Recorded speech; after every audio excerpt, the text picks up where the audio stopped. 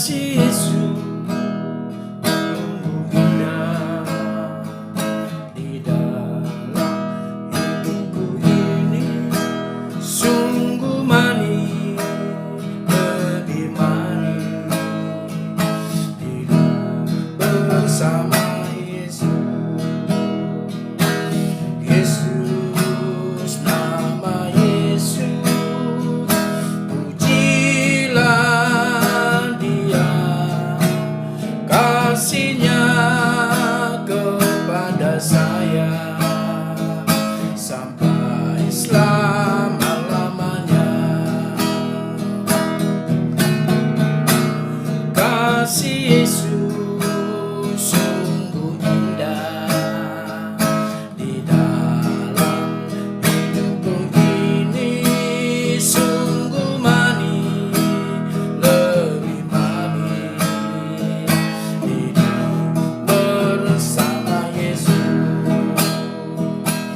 Yesus, nama Yesus, pujilah Dia, kasih-Nya kepada saya sampai selama-lamanya. Yesus, nama Yesus, pujilah Dia, kasih-Nya kepada saya sampai selama-lamanya. Kasih-Nya kepada saya sampai selama-lamanya. Kasih-Mu sempurna, kasih-Mu sampai selama-lamanya, dan kasih-Mu itulah yang kami butuhkan. Dan hari ini kami percaya bahwa kasih-Mu Engkau akan limpahkan bagi kami, karena Engkau Bapa yang penuh dengan kasih sayang. Terima kasih Tuhan, terima kasih. Biarlah kasih-Mu itu terus akan mengalir seperti air sungai di dalam hati kami, meluber ya Tuhan, agar kami boleh merasakan betapa baiknya Engkau Tuhan di dalam hidup kami. Sekarang kami siap untuk mendengarkan firman-Mu. Teruslah kami pimpin, ajarilah kami, bukalah pikiran kami, bukalah hati kami, supaya kami boleh memahaminya. Terpujilah nama-Mu, di dalam nama Yesus Kristus kami sudah berdoa dan bersyukur kepada Tuhan. Haleluya. Amin. Puji nama Tuhan, hari ini kita bersyukur oleh kemurahan-Nya, kita kembali bertemu di dalam kasih karunia dari Tuhan. Bagaimana kabarnya? Tentu baik-baik dan sehat. Saya pun benar-benar merasakan kebaikan dan pertolongan daripada Tuhan. Hari ini kita akan melihat kebenaran firman Tuhan, dan saya memberikan topiknya adalah mencari atau menunggu. Dan saya akan ambil dari pembacaan dari Lukas 15. Dari Lukas 15 ini ada 3 perumpamaan yang diberikan oleh Yesus. Yang pertama adalah tentang domba yang hilang. Yang kedua, dirham yang hilang. Dan yang ketiga, anak yang terhilang. Kalau domba hilang, pasti dicari. Kenapa? Karena dia tidak bisa balik. Begitu juga dirham yang hilang harus dicari, karena dia benda mati. Tetapi ada perumpamaan yang luar biasa yang diberikan oleh Tuhan Yesus tentang anak yang terhilang. Dan kita akan melihat ada beberapa poin yang menjadi pelajaran dan menjadi bahan renungan bagi kita. Kiranya kita sangat diberkati melalui perumpamaan ini. Dikatakan bahwa ada seorang bapa mempunyai 2 anak laki-laki, yang sulung dan yang bungsu. Nah, bapak ini saya gambarkan dia adalah memiliki sikap yang sangat baik. Sikapnya itu penuh dengan kasih sayang, penuh dengan kemurahan, dan hatinya sangat luas, amat sangat baik. Tidak ada bapak seperti ini. Dan yang kita lihat bahwa dikatakan tentang anak yang sulung dan anak yang bungsu, ini terdapat di ayat 17, 18 sampai ayat yang ke-20. Nah, sikap yang baik itu saya akan sampaikan, yaitu anak yang bungsu, satu, dia menyadari keadaannya yang buruk. Yang kedua, dia mengaku salah. Dia katakan dia berdosa terhadap surga dan terhadap Bapa. Kemudian setelah dia menyadarinya, maka dia bangkit dan bertindak.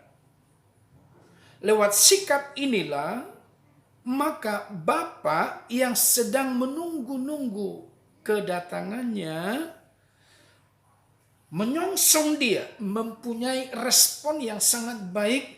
Dan ketika dari jauh dilihat anak ini sudah memang keadaannya terpuruk, tapi bapak itu tidak melihat keadaan yang sudah berbau, karena dia tinggal di kandang babi, menjaga babi.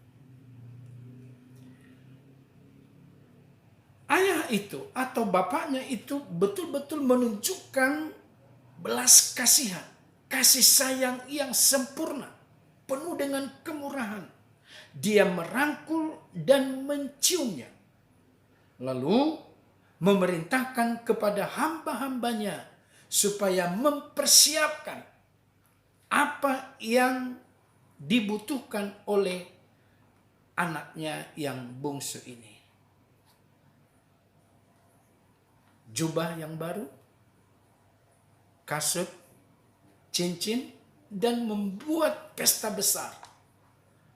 Memotong lembu tambun untuk mengadakan syukuran karena anak ini sudah dianggap mati lalu hidup kembali. Nah, ini terjadi kenapa? Sekali lagi, sikap dari anak itu, dia memiliki sikap yang sangat baik, mau kembali dan bertindak, dan memiliki mentalitas.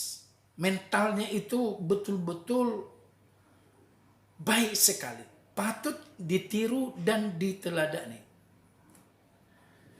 Dan itu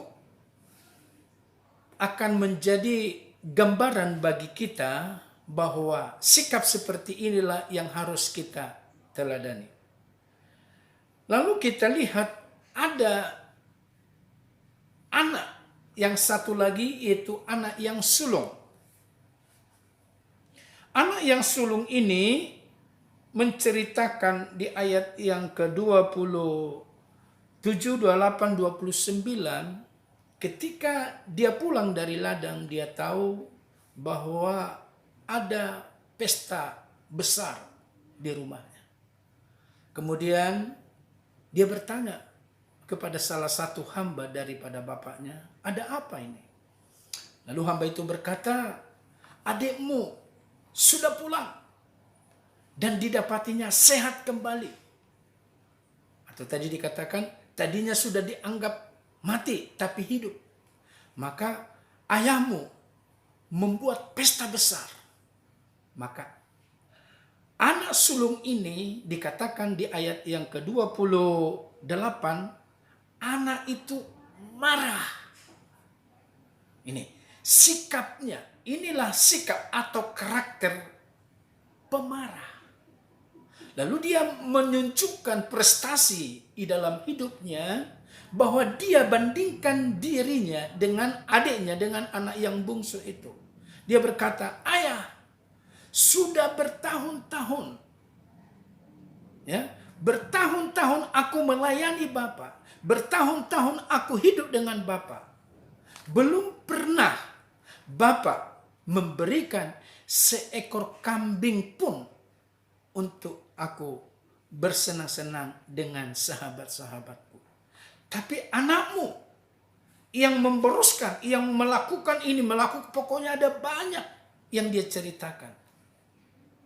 Sekarang Bapak bikin pesta, maka dia jengkel, dia marah. Kalau kita dengar cerita ini, yang bagus sebetulnya adalah anak yang sulung. Tapi saudaraku, ini menunjukkan sikap bahwa dia merasa diri betul-betul hidup sempurna.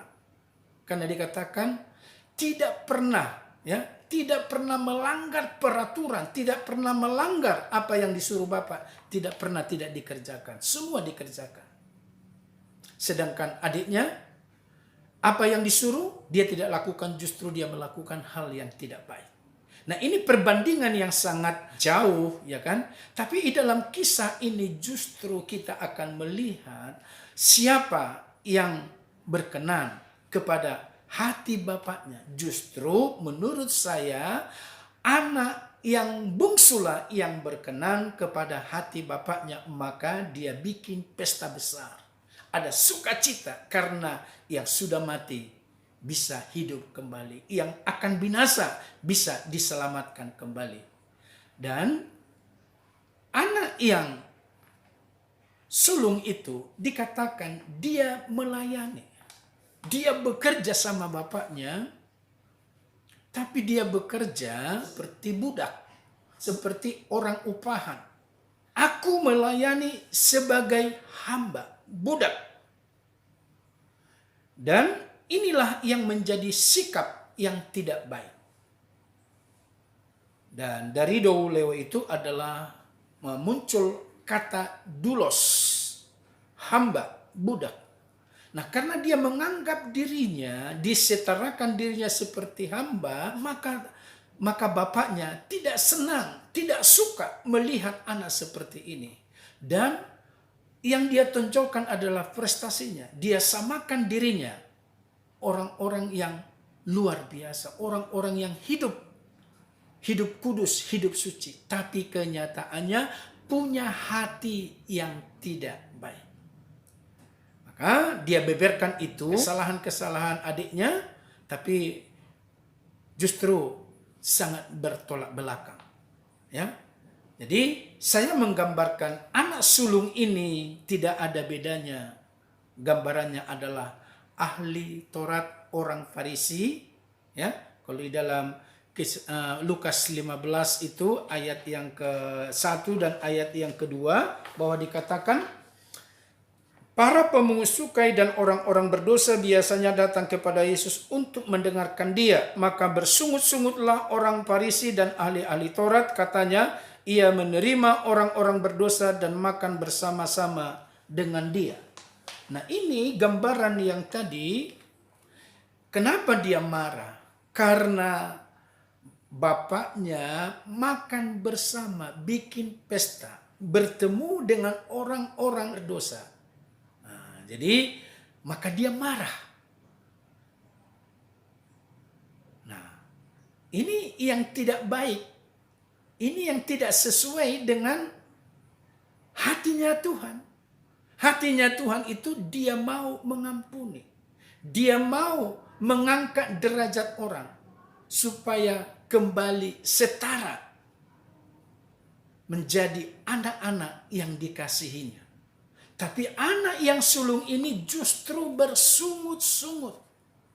Nah, jadi hati-hati ya, orang yang bersungut-sungut, yang ngomel terus, yang marah-marah terus, dimanapun, baik dalam rumah tangga, di dalam pekerjaan, dalam pelayanan, atau di gereja, apa saja. Orang yang suka menonjol, yang suka marah-marah, yang suka bersungut ini, bersungut itu, hati-hati. Saudara, kita menjadi gambaran anak yang justru terhilang. Menurut saya, yang hilang itu adalah anak yang sulung. Karena apa?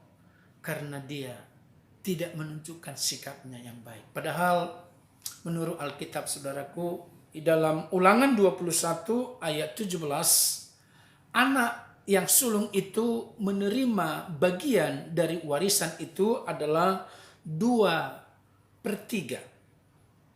Ya, dia dapat bagian warisan. Sedangkan anak yang bungsu hanya 1/3 bagian dari warisan. Jadi sangat beda. Tapi walaupun sangat beda, tetap anak sulung ini sikapnya, perilakunya tidak baik.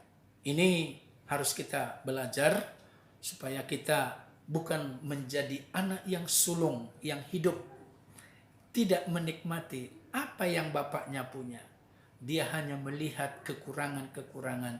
Dia hanya melihat kejelekan-kejelekan. Dia hanya melihat hal-hal yang tidak baik. Semua, apa yang dia lihat itu semua tidak ada yang baik. Termasuk dia marah sama bapaknya. Ini pun menjadi gambaran. Saudara, jangan punya sikap seperti itu. Tetapi hendaknya kita memiliki sikap seperti anak yang bungsu itu, mengakui keadaan kita, menyadari keadaan kita, dan bertindak mau menyadari kelemahan, menyadari dosa, menyadari perilaku yang tidak baik. Kalau kita datang kepada Tuhan, pengampun dan penuh dengan kasih sayang. Jadi saudaraku, saudara dan saya, hendaknya kita boleh melakukannya dan betul-betul mengakui dan kita bertobat. Anak yang bungsu itu mengakui, menyadari, dan dia datang lalu dia bertobat. Tapi kalau anak yang sulung ini mengakui tapi tidak mau bertobat, dia akui bapaknya, dia akui keberadaannya, tapi dia tidak mau bertobat. Dan itu kalau kita lihat di dalam Alkitab, memang ada orang-orang seperti itu. Contoh yang pertama adalah Firaun. Dia mengakui ada Tuhan, tapi dia tidak mau bertobat. Dengan bermacam-macam tulah yang terjadi, dia tidak mau bertobat. Dia udah lihat bagaimana Tuhan itu luar biasa, tapi dia tidak mau bertobat. Di dalam Keluaran 9 ayat 27. Dan yang kedua adalah Raja Saul. Raja Saul juga dia mengakui Tuhan, karena dia adalah raja pertama. Dalam 1 Samuel 15 ayat 24 sampai 25, dia tidak mau bertobat. Dia kekeh, bahkan dia justru mendukakan hatinya Tuhan. Dan yang terakhir, yang ketiga adalah Yudas Iskariot, salah satu murid yang menjual Yesus. Dia mengakui, sampai itu uang yang ketika dia jual Yesus 30 keping perak, dia mengakui. Tapi dia tidak mau bertobat, justru dia bunuh diri. Tidak ada tindakan. Seharusnya seperti anak yang bungsu tadi, dia menyadari dia sudah salah, maka dia datang kepada Tuhan, mohon pengampunan, karena Tuhan itu penuh dengan belas kasihan. Jadi saudaraku, mau yang mana yang saudara lakukan? Mau seperti anak yang bungsu atau menjadi seperti anak yang sulung? Jadilah saudara menjadi anak yang bungsu yang Tuhan menantikan kita, menunggu kita untuk membuat suatu perubahan, dan perubahan itu kita akan alami di dalam hidup kita. Maka kita memiliki sikap yang berkenan kepada Tuhan dan memiliki mentalitas yang baik, dan kita juga memiliki prestasi yang baik. Tidak ada yang ditonjolkan, semua yang ditonjolkan adalah Tuhan atau kemurahan Tuhan di dalam hidupnya. Hendaknya saudara melakukan itu, maka kita akan diberkati dan kita akan merasakan betapa hebatnya kasih dan pertolongan Tuhan di dalam hidup kita. Jadilah kuat, jadilah menang, jadilah orang yang terus berkemenangan, lepas kemenangan di dalam Tuhan. Tuhan Yesus memberkati kita semuanya. Amin. Mari kita berdoa.